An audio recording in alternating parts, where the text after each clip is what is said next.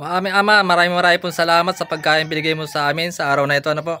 Thank you po sa lahat sa aming pagsasalo, sa aming bakasyon at kami po pinapunta mo rito ng ligtas. Ngayon po kami pinagkakasama-sama dito at sana po ay patnubayan po kami sa pagkain ito at maraming pong salamat sa biyayang binigay niyo sa amin sa araw na ito. Ano po? Thank you po God at sana po ay marami pa pong taon at pagsasama namin dito. Okay, salamat po. Amen. Amen. Oh, let's go. Kaya na po, bakbaka na. Yung kanin sambi ko, Yan, meron po kami guys dito ano, yan. May upo po kami. Upo na may sutanghon na may kasamang itlog. Meron po tayong sausawan at may piniritos po tayo. Ang ating pong kardero ay napakaputi. Yung, makikita nyo po naman guys, ano, ganyan po taga sa probinsya. Kung taga probinsya ka, dapat alam nyo po yan. Yan, meron po tayo dyan. Oh.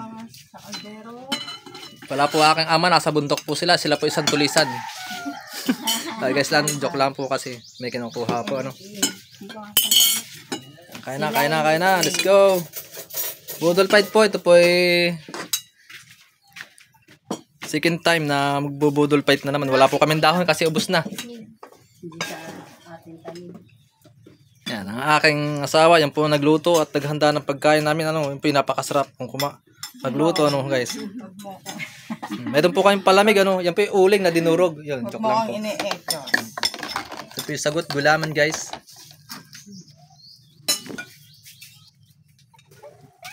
Hoy, itong dalawa.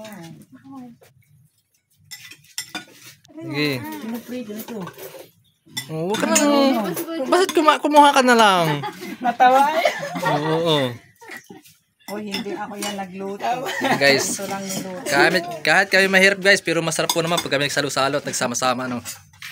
Simpleng kain, pero Kalam po ito may nakakabusog. sabaw eh. Ay, naku. Yan, pagka malamig na, wala nang sabaw. Luto. Pang bato.